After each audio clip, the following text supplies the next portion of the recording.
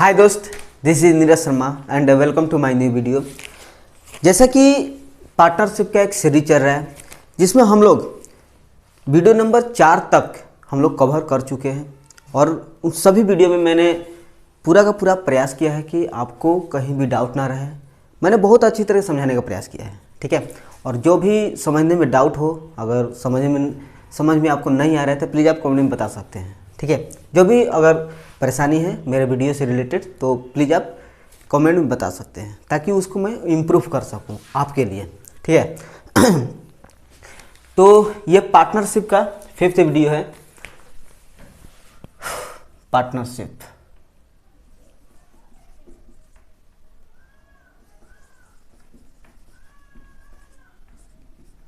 Fifth video है और इस वीडियो में भी मेरा पूरा प्रयास रहेगा कि आपको अच्छे से समझाया जाए, ठीक है। चलिए पहला प्रश्न को सॉल्व करते हैं। ध्यान देना, सबसे पहले अच्छे से प्रश्न को समझ लेते हैं, उसके बाद हम लोग सॉल्व करेंगे, ठीक है।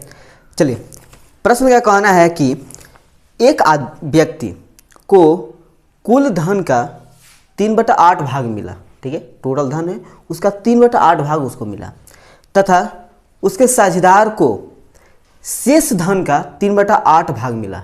यानी कि 3/8 भाग को हटा करके जितना बचा है उस शेष का 3/8 भाग मिला है, ठीक है, साझेदार को। अब कह रहा है कि यदि दोनों के भागों का अंतर 36 रुपया हो तो कुल धन कितना था। पहले वो टोटल जो मनी था वो कितना था।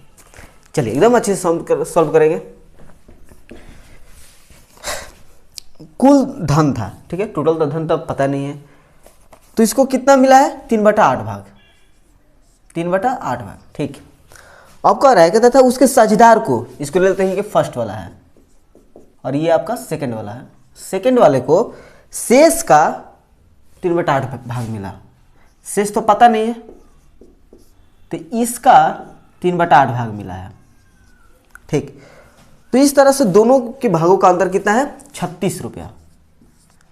36 भाग उनका अंतर है 36 रुपया, यानी कि डिफरेंस, ठीक है। अब देखिए, अब 3/8 है, ये 3/8 है, लेकिन ये शेष तो पता नहीं है, शेष तो पता तो करना पड़ेगा। अब देखिए दोस्त, यहाँ पर देखिएगा फ्रैक्शन के डिनोमिनेटर में कितना है, ये भी 8 है, ये भी 8 है। और मैं आपको बता चुका हूँ कि जब भी फ्रैक्शन के डिनोमिनेटर को हटाना है तो सबसे पहले एलसीएम ले लेना पड़ेगा। किसको लेना पड़ेगा, तो ये जो डिनोमिनेटर में है इसको अगर हटाना है तो हमें एलसीएम लेना पड़ेगा दोनों का, ठीक है। तो एलसीएम जितना आएगा वही हमारा ले लेंगे कि टोटल हमारा मनी इतना है, ठीक है। तो मान लेते हैं कि let the total money, total money क्या होगा, एलसीएम ऑफ 8 तो 8 का एलसीएम तो 8 ही होगा, 8। अभी शेष कितना है, इसको पर ले लेते हैं, यहाँ से लेते हैं, डायरेक्ट नहीं लेते हैं। ये टोटल का था ना, यानी कि टोटल का 3/8 भाग है, यानी कि 8 खत्म तो कितना हो गया, ये आपका 3 बचा, ठीक। ध्यान दीजिएगा, टोटल 8 है, 3 इसमें ये भाग फर्स्ट वाला का है, तो इसका कितना है शेष 5 ही है ना, यानी कि ये शेष इसका 5 का 3/8 मल्टीप्लाई करेंगे तो 15/8। समझ में आया, ठीक। अभी इन कह रहा है कि इनका डिफरेंस, यानी कि ये 3 और 15/8 को अगर माइनस करेंगे तो 36 रुपये आ रहा है, डिफरेंस का आ रहा है। चलिए इसको कर लेते हैं, 3 माइनस 15/8 कितना है डिफरेंस, तो 36 रुपया। घटाते हैं तो यानी कि 24 माइनस 15 36 रुपया। 14 में से 5 घटेगा तो 9, यानी कि 9/8 इक्वल टू 36। याद रखना ये यूनिट में है सभी के सभी, ये आपका रुपया में है, इसलिए रुपया यहाँ पे लिख दे रहा हूँ। रियल में है, ये अनरियल है। चलिए डायरेक्ट एक यूनिट की वैल्यू निकाल लेते हैं हम। 36 ये डिवाइड में इधर जाएगा तो मल्टीप्लाइड में, ये मल्टीप्लाइड में इधर जाएगा तो डिवाइड में, तो 4 हो जाएगा। लेकिन टोटल मनी कितना निकालना है हमें, 8 यूनिट का ना, टोटल मनी तो हमें 8 ही है, और पूछा भी है आपसे कि कुल धन कितना है। चलिए निकाल लेते हैं। तो 1 यूनिट बराबर कितना, 32, तो 8 यूनिट बराबर कितना, 32 गुने 8, 16 6 1 38 24 1 25, यानी कि 256 रुपया टोटल था। ठीक है, तो उम्मीद है कि यहाँ तक तो कोई आपको डाउट होगा नहीं, एकदम मैं स्टेप बाय स्टेप समझाया है। ठीक है, चलिए इसको थोड़ा सा रेज करके इसको नेक्स्ट पर सॉल्व करते हैं।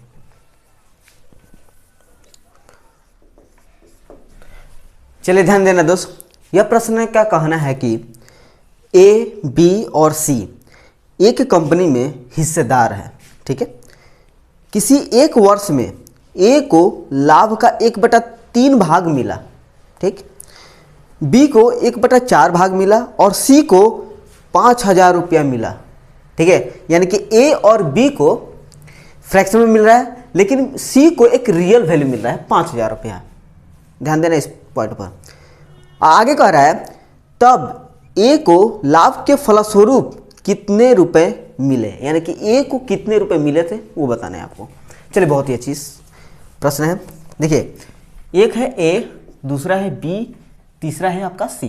ठीक, ए को लाभ का 1/3 भाग मिला है, फिर बी को 1/4 भाग मिला है, लेकिन सी को 5,000 रुपये मिल जाता है, 5,000 रुपया मिल जाता है। ध्यान देना कि ये एक रियल वैल्यू मिल गया है इसको फ्रैक्शन में नहीं मिला है। अब देखिएगा, हमें किसका निकालना है कि ए को कितना मिला वो बताना है, रुपये में बताना है, रियल वैल्यू बताना है। तो मैंने आपको क्या कहा था कि इस फ्रैक्शन में डिनोमिनेटर को हटाना है, तो हमें इन डिनोमिनेटर का एलसीएम लेना पड़ेगा। ठीक है, तो जो एलसीएम आएगा वो आपका टोटल मनी होगा। ठीक है, तो यहां से ले लेते हैं कि लेट द टोटल मनी,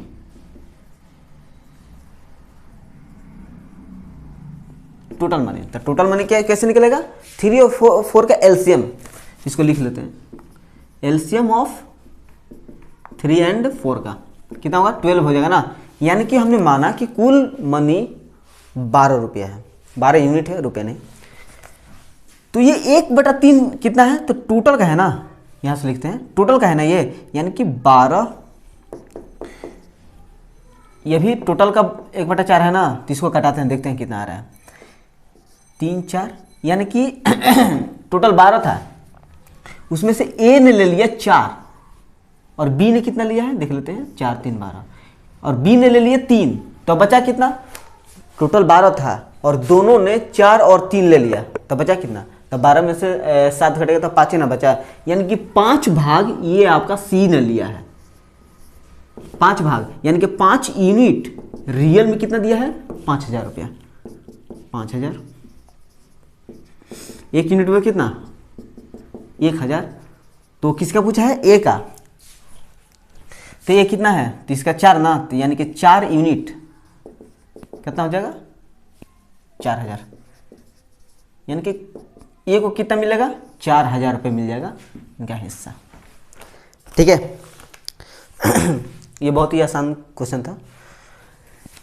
चलिए नेक्स्ट पर, इस प्रश्न को थोड़ा सा अच्छे से समझिएगा क्योंकि अच्छी प्रश्न है ये। इसका कहना है कि 2 आदमी रमेश और सुरेश, इनका नाम लिख लेते हैं पहले, एक तो है रमेश, एक है Suresh, R for Ramesh, S for Suresh, क्रमशः 15,000 और 25,000 रुपया एक व्यापार में निवेश करते हैं। ठीक है, इन्वेस्टमेंट कितना करते हैं दोस्त, 15,000 रुपया और 25,000 रुपया। ठीक, वर्ष के अंत में दोनों को 10,000 रुपया का लाभ होता है। प्रॉफिट कितना होता है दोस्त, 10,000 रुपये का। वे अपने लाभ का 12% फिर से व्यापार में लगाते हैं, बची हुई राशि में से प्रत्येक 1,000 रुपये लेते हैं, यानी कि दोनों लेंगे तो कितना, 2,000 ले लेंगे तथा फिर बची हुई राशि उनके मूल निवेश के अनुपात के अनुसार बांट लेते हैं, ठीक है। तब रमेश का हिस्सा कितना होगा, रमेश का हिस्सा बताना है दोस्त। सबसे पहले ये यहाँ पर देखते हैं कि रमेश और सुरेश इन्वेस्टमेंट कितना किया है, 15,000 और 25,000। इनका हम रेशियो ले लेते हैं, किस रेशियो में ये अपना इन्वेस्टमेंट कर रहे हैं। जी 3 0 खत्म हो जाएगा, 5 3 15, 5 5 25, यानी कि 3:5 के अनुपात में ये अपना इन्वेस्टमेंट कर चुके हैं, जिसमें 10,000 रुपये का इनको प्रॉफिट मिला है, ठीक। और इस प्रॉफिट में से 10,000 रुपये का प्रॉफिट हुआ है, और ये 10,000 रुपये प्रॉफिट का 12% फिर से व्यापार में लगाते हैं, यानी कि इसका शेष बचेगा कितना, 12% लगा देगा तो बचेगा कितना। तो थोड़ा ध्यान देना, अगर मैं पीछे बता दिया इस पॉइंट को तो थोड़ा सा और समझ लेना अच्छे से। टोटल 100% है, 12% लगा देगा तो कितना बचेगा, तो 100% में से 12% घटेगा तो 88%, तो बचेगा कितना, 88% ना। और अगर टोटल का निकालना है तो इसका यानी कि बचा हुआ राशि, बचा हुआ पैसा, समझ में आ जाएगा यहाँ से, बचा हुआ पैसा। ध्यान देना, 10,000 रुपये टोटल प्रॉफिट हुआ था। अब यहाँ पर कह रहा है कि 12% फिर से वो इन्वेस्टमेंट करना चाहते हैं, तो बच जाएगा कितना, 100% में से 12% इन्वेस्टमेंट कर देगा तो बचेगा कितना, 88% ना। तो 88% ध्यान देना, ये परसेंट है, परसेंट नीचे हटेगा तो नीचे में 2 0 आ जाएगा, जो 2 0 खत्म, यानी कि 8800 ये रुपया हो जाएगा, ठीक है। अब आगे कह रहा है ना कि बची हुई राशि, ये ना बचा है, तो बची हुई राशि में से प्रत्येक 1,000 रुपया लेते हैं। प्रत्येक मतलब कितने हैं, 2 है ना, तो दोनों ले लेंगे तो कितना बचेगा, 2,000 तो घट जाएगा ना। यानी कि अब पैसा, अब बचा हुआ पैसा कितना हो जाएगा, तो 8800, और 1,000 वो दोनों ले लेंगे, 8800 है ना, दोनों ले लेंगे तो कितना, तो ये 2,000 रुपया इनका घट जाएगा, तो कितना हो जाएगा, तो 6800 रुपया, ठीक है। एकदम स्टेप बाय स्टेप सॉल्व करते हुए निकलेंगे। ये इन्होंने ले लिया तो बचा इतना अभी। अब कह रहा है कि ये जो बचा है ना, ये जो बची हुई राशि है, उनके मूल निवेश के अनुपात में बांट लेते हैं। अब अपने अनुपात में बांट लेते हैं, ठीक है। उसी में बीच में पूछ दिया है कि रमेश का हिस्सा कितना मिलेगा। तो समझिएगा दोस्त, रमेश का कितना मिल रहा है, 3 भाग ना, इसका 5 भाग मिल रहा है, तो रमेश का हिस्सा निकाल लेते हैं यहाँ से। रमेश का हिस्सा, ध्यान देना, जब भी मैंने हिस्सा निकालने के लिए एक पॉइंट बताया था कि कैसे निकाला जाता है, तो ये 3 यूनिट है, ये 5 यूनिट है, तो टोटल कितना है, 8। यानी कि इसका निकाल रहे हैं तो इसको ऊपर रखेंगे, 3 रोहित, ये रमेश का 3 है ना, और टोटल कितना है, 5 3 8 8, यानी कि रमेश का हिस्सा कितना आ गया, 3/8। तो हमें रुपये में चाहिए ना, तो रुपये में कितना बचा है, यही इसी को ना बांट रहा है अपने आप में, इसी को ना बांट रहा है, यानी कि इसी का ना वो 3/8 होगा, 6800, 64 8 5 40 0, कटालते हैं इसको, 0 5 5 1 24 1 25। ध्यान देना, रमेश का हिस्सा भी कितना मिला है, 2550 रुपया। ध्यान देना, 2550 रुपया रमेश का हिस्सा मिला है। एक पॉइंट पर ध्यान देना कि इन्होंने 1,000 रुपया दोनों ने लिया है, तो दोनों ने लिया है तो पहले तो ले लिया है लेकिन पूछा कितना है कि रमेश का हिस्सा टोटल कितना लिया अपना, तो 1,000 तो और लिया है ना, तो 1,000 और इंक्लूड कर लेते हैं कि आपने 1,000 और ले लिया है, यानी कि रमेश का हिस्सा कितना हो जाएगा, 3550, ठीक है। यही इसका रियल आंसर होगा, ठीक है। इस प्रश्न में कुछ नहीं था, लेकिन जिनको अगर समझ में नहीं आएगा तो उनके लिए तो थोड़ा सा डिफिकल्ट होगा, इसलिए मैं इस तरह से बताया कि जिनको नहीं समझ में आया वो भी अच्छे से समझ लें, और जिनको समझ में आ रहा है तो और अच्छे से वो समझ पाए, ठीक है। तो सभी के लिए वीडियो होने वाला है, तो चलते हैं इसको थोड़ा सा मिटा करके नेक्स्ट प्रश्न को सॉल्व करते हैं।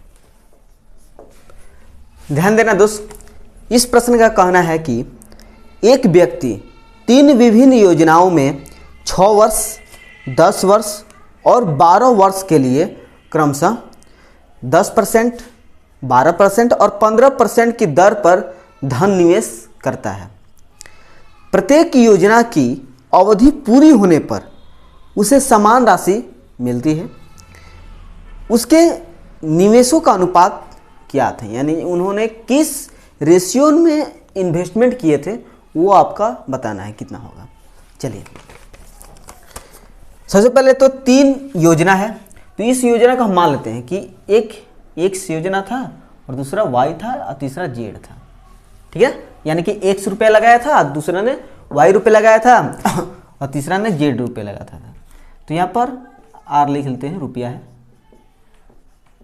हमने मान लिया। अब कह रहा है कि इन्होंने 6 वर्ष के लिए लगाया था और इसने 10 वर्ष के लिए लगाया था और इन्होंने 12 वर्ष के लिए लगाया था।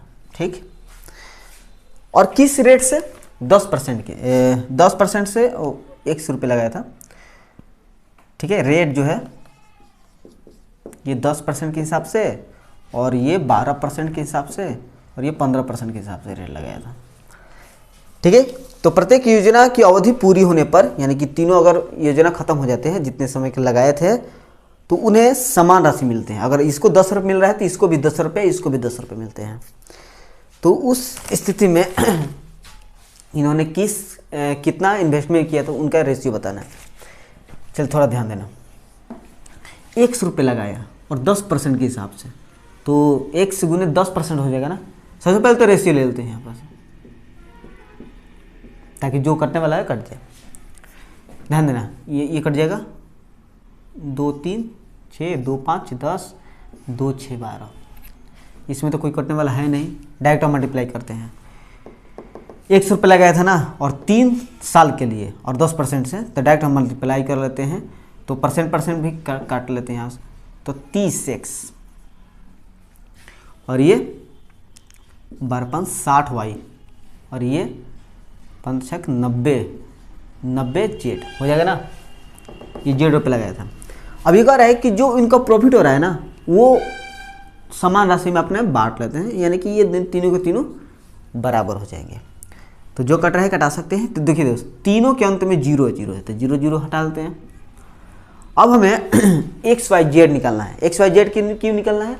क्योंकि X और YZ ही यही ना आपका इन्वेस्टमेंट है कि कितना रुपया आपने लगाया है। चलिए निकालते हैं। और मैं आपको बताया था कि जल्दी से कैसे हम निकालें जब इक्वल में दिया रहे। तो ध्यान देना, X का निकालना है ना, X वाले को केवल ढक दीजिए, बाकी कौन सा नंबर दिख रहा है? 6 दिख रहा है और 9 दिख रहा है, यानी कि 6 गुने 9 कितना होता है? 54। 6 गुने 9 54, मल्टीप्लाई नहीं कर रहे हैं। फिर Y का निकालना है तो Y वाला ढक दीजिए, कितना दिख रहा है? एक तो 3 दिख रहा है, एक तो ये 9 दिख रहा है, यानी ये 3 गुने 9। फिर से Z का, Z वाला ढक दीजिए। अब क्या दिख रहा है? एक तो मुझे 3 दिख रहा है, एक तो 6 दिख रहा है, यानी कि 3 गुने 6। अभी मैंने पूरी तरह से मल्टीप्लाई नहीं किया है। क्यों नहीं किया है? क्योंकि अगर बीच में कोई कटने वाला है तो कट जाए आसानी से। देखिए 3 सभी में है, कट जाएगा। 3 3 ये भी 3 खत्म। और मुझे 3 दिख रहा है, इसमें भी 3 है, इसमें भी 3 है, यानी कि 3 3 9 3 3 9 3 6। अब तो कोई कटने वाला है नहीं, यानी कि 6:3:2, यानी कि इन्वेस्टमेंट आएगा। ये इन्वेस्टमेंट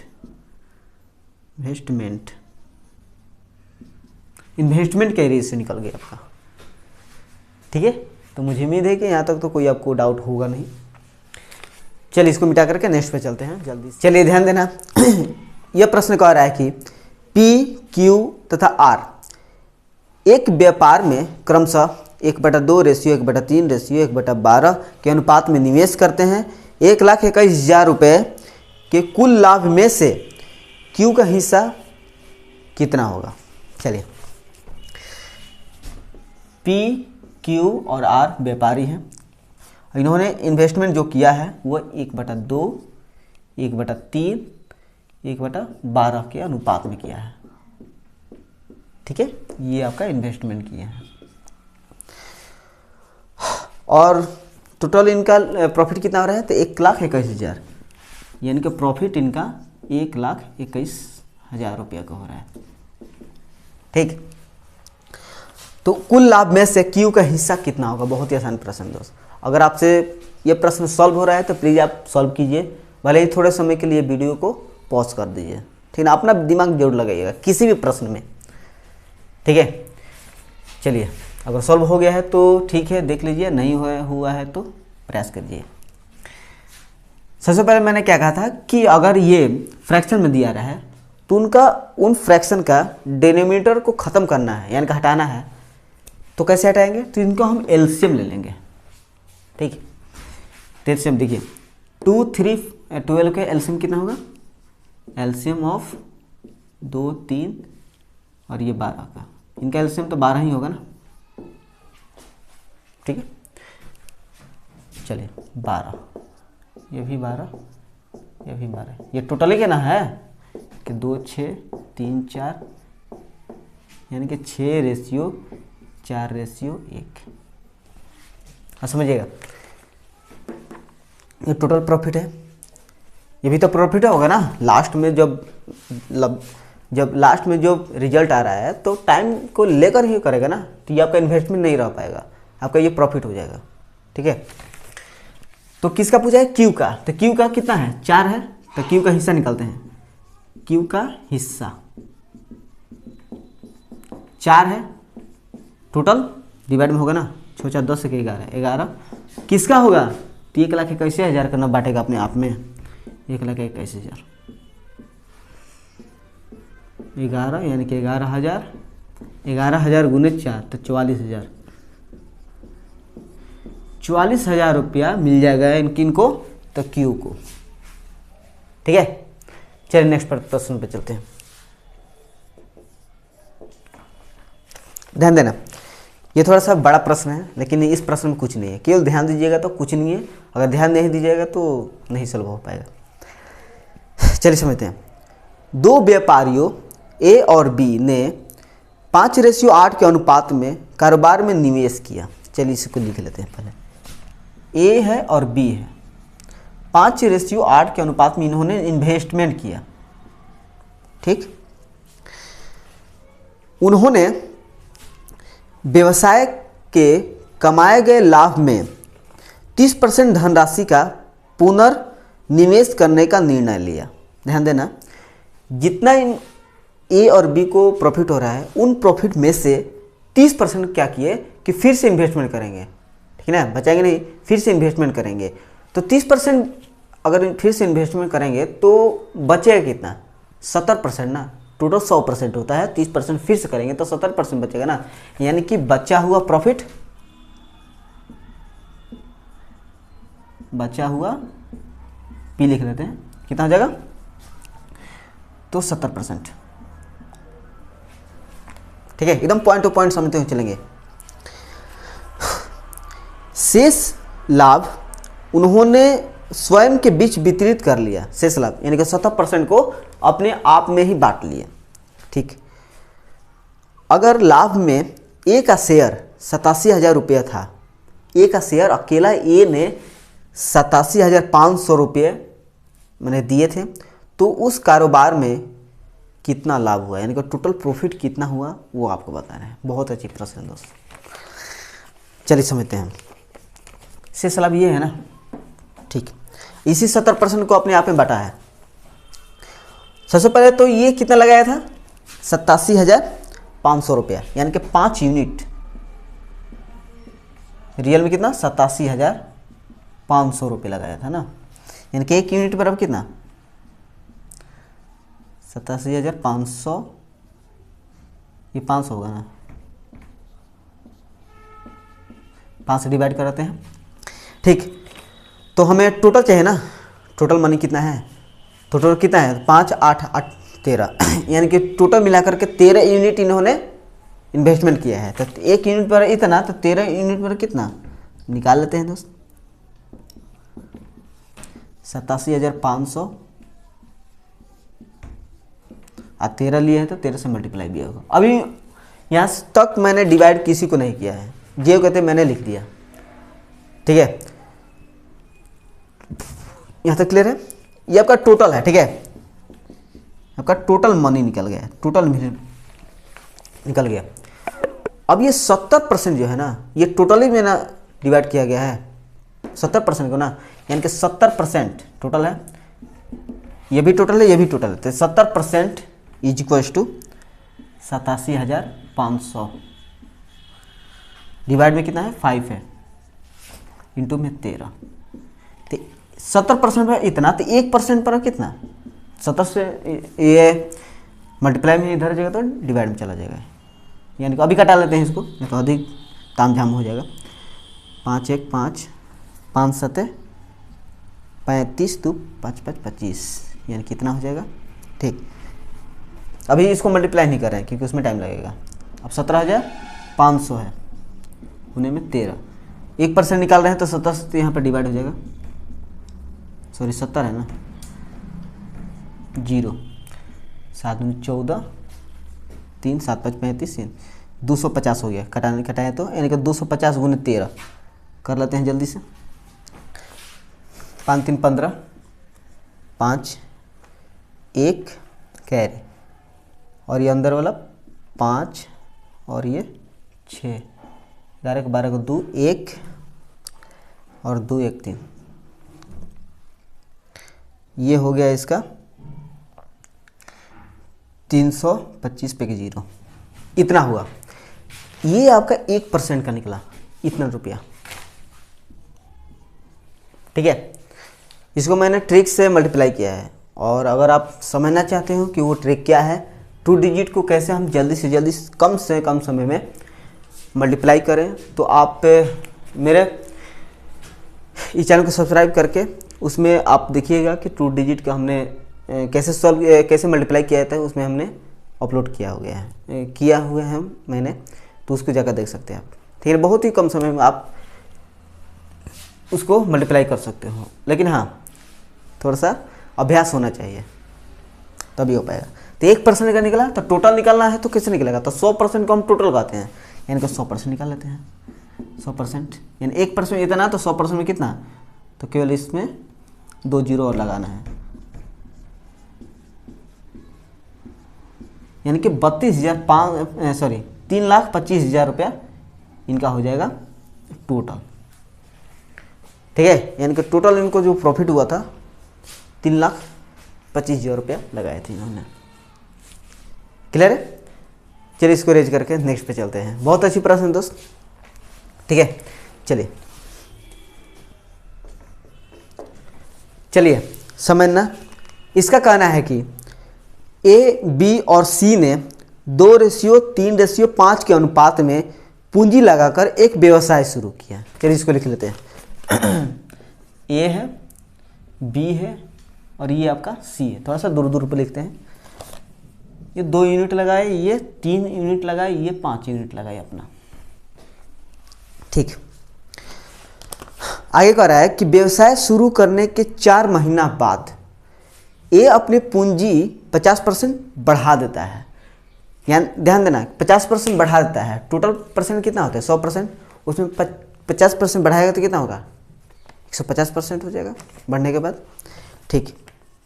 और आगे कह रहा है कि और बी 6 महीना बाद अपनी पूंजी 33.1/3% बढ़ा देता है, उसी बढ़ेगा। तथा सी 8 महीने बाद अपनी 50% पूंजी निकाल लेता है, यानी कि टोटल 100% होता है, 50% निकालेगा तो बचेगा कितना 85% ना, ठीक। यदि वर्ष के अंत में कुल लाभ 86,800 रुपया हुआ हो तो लाभ में ए और सी के हिस्सों का अंतर क्या था। ये वर्ड प्रॉब्लम पर बेस्ड क्वेश्चन है दोस्त, कोई भी डिफिकल्ट नहीं है, केवल अगर पॉइंट टू पॉइंट समझोगे इस वर्ड को तभी आप प्रश्न को सोल्व कर पाओगे, ठीक ना। तो अधिक दिमाग अपना लगाना। चलिए समझते हैं। व्यवसाय शुरू करने के 4 महीना बाद, याद रखना कि वर्ष के अंत में कर रहा है, यानी कि 1 वर्ष के लिए इन्होंने ये बिजनेस किए हैं, 1 वर्ष के लिए टाइम है इनके पास। तो 4 महीना बाद, तो 4 महीना तक तो इन्होंने किया ना, तो 4 महीने बाद प्लस, ध्यान देना कि 1 वर्ष में से 4 महीना तो इतना किया, बचा कितना 8 महीना, तो ये 2 काम करेगा 8 महीना तक, और ये जो 8 महीना करेगा ना तो 50% बढ़ा देता है। ध्यान देना, ये मेन पॉइंट, 50% बढ़ा देता है। टोटल 100% होता है, 50% बढ़ेगा तो कितना होगा 150%, और ये परसेंट हटेगा तो नीचे आएगा कितना 100। चलिए यहाँ पर लिख लेते हैं इसको, ठीक है, यहाँ पर जगह नहीं हो रहा है, प्लस 2 × 8 150, ठीक है, जगह नहीं थी इसलिए मैं इसको मिटा कर यहाँ पर कर दिया 3। अब बी के लिए कह रहा है कि 6 महीना बाद अपनी पूंजी 33.1/3% बढ़ा देता है। ध्यान देना कि 6 महीना बाद, तो 6 महीना तक तो इतना अपना इन्वेस्टमेंट किया ना, इनके अनुसार इनका प्रॉफिट मिलेगा। तो टोटल 12 महीना है, जिसमें 6 महीना तो इन्होंने इतना बिता दिया टाइम, बचे कितना 6 महीना, तो 6 महीना 3 के अनुसार चलेगा, 6 महीना हो गया। अब कह रहा है कि 33.1/3% बढ़ा देता है। चलिए देखते हैं बढ़ रहा है कितना, 33.1/3% बढ़ाता है, यानी कि 33 × 3 99, 99 1 100, 100/3%, यही ना। अब देखिए परसेंट हटेगा तो नीचे आएगा कितना 100, यानी कि 100/300, यानी कि टोटल 300 और 100 बढ़ा तो कितना होगा 400/3 नहीं हो जाएगा, 400/300, ठीक है। अगर आपको यहाँ पर थोड़ा सा डाउट हो रहा है तो उसके लिए मैं माफ़ी चाहूँगा, क्योंकि अभी मैंने परसेंटेज अच्छे से नहीं पढ़ाया है, अच्छे से नहीं मतलब पढ़ाया ही नहीं अभी। अगर परसेंटेज बढ़ा दूंगा तो ये सभी पॉइंट आपको अच्छे से समझ में आ जाएगा, ठीक है ना। और मैं वादा करता हूँ कि जिस तरह का मैं पढ़ाता हूँ स्टेप बाय स्टेप, उसी तरह का आपको सभी चैप्टर मिलेंगे, ठीक है। चलिए ये 400/300 हो जाएगा, 400/300। यहाँ पर भी अभी जगह नहीं है तो इसको मिटा करके थोड़ा सा यहाँ पर लिख लेते हैं 5। ये 1 वर्ष के लिए हुआ, ये 1 वर्ष के लिए हुआ, यहाँ पर हम रेशियो लिख लेते हैं। अब सी क्या क्या कहना है कि 8 महीना बाद, चलिए 8 महीना तक ये अपना करेगा बेचारा, तो 12 महीना में से 8 महीना निकल गया था, कितना बचा 4 महीना ना, यानी कि 5 का 4 महीना। 50% पूंजी निकाल लेता है, ध्यान देना 50% पूंजी निकाल लेता है। टोटल कितना होता है 100%, 100% में 50% निकल जाएगा तो कितना 85% ना बचेगा, यानी कि इसका 50% बचेगा। अब परसेंट हटा है तो नीचे में 100 आएगा। अब इसको जो कटाना है वो कटा देते हैं। ध्यान देना ये अब प्रॉफिट के रूप में आ जाएगा, क्योंकि टाइम इसमें इंक्लूड है, टाइम से मल्टीप्लाई है ना, 6 महीना 8 महीना ये सब टाइम ही है ना, ये प्रॉफिट में है।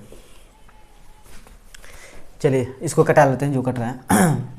0 0 खत्म, और ये 2 5 10 5 3 15 कट गया, और ये 300 और ये 2 0 2 0 खत्म, ये 4 25 25 दूनी का 50, और मल्टीप्लाई करके यहाँ पर लिख लेते हैं 8 + 24 रेशियो 18 + 24 रेशियो 40, ये कितना है 5 × 2 10। चाहे अब लिखते हैं 8 4 12 2, यानी कि 32 रेशियो, ये कितना है 8 4 12 2 1, तो 2 1 3 3 1 4 42 रेशियो, ये आपका हो जाएगा 50। अब कोई कट रहा है तो आप कटा सकते हैं, 2 से देखते हैं हम, 4 16 4 21 4 25, इतना ही होगा ना। अगर कहीं कटाने में गलती होगा तो प्लीज़ आप देख सकते हैं, ठीक ना, क्योंकि मेरे पास कोई बताने वाला है नहीं कि कहाँ पर आप गलत कटा रहे हो। लेकिन हाँ, ये जो मेथड है सही है, डायरेक्शन जो है सही है, इसमें कोई देखने लायक है नहीं।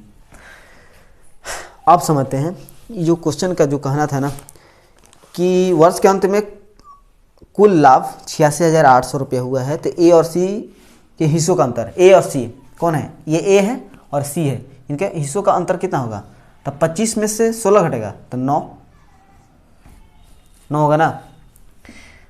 हिस्सा निकालना है ए और सी का माइनस सी का हिस्सा। कैसे निकालता है, ये तो 9 है, टोटल कितना है 5 1 6 6 6 12 के 2 1 2 2 4 1 5 5 1 6, इतना ही होगा ना 62। टोटल कितना है तो 86,800, ठीक है 800, और जो कटाई कटा सकते हैं, डायरेक्ट आपका आंसर आ जाएगा। 2 31 2 4 2 3 6 2 चौके 8 0 खत्म। 31 इसमें डिवाइड करते हैं तो 31 एक बार में डिवाइड कर लेते हैं हम। 31 1 2, ये आपका 1 4 तो 31 4 124 हो जाएगा, 2 0 2 0 बिठा दीजिए, यानी कि जब कट जाएगा तो ये आपका 1400 हो जाएगा। 1400 गुने 9 तो 0 0, 14 9 26 है, यानी कि ये आपका 36 के 6 3 26 मतलब 126, यानी कि 12,600 रुपया किनको मिलेगा, तो ए और सी का डिफरेंस एक नंबर मिलेगा, सॉरी नंबर नहीं रुपया मिलेगा, ठीक है। ये प्रश्न बहुत ही अच्छी है, अच्छी नहीं कहूँगा, इसमें केवल थोड़ा सा मल्टीप्लाई अधिक करना है और इसमें परसेंटेज भी इंक्लूड है, तो उसको थोड़ा समझ सकते हैं। अगर नहीं समझ में आया होगा तो आगे आने वाले जो टॉपिक है उसमें मैं समझा दूँगा। एक और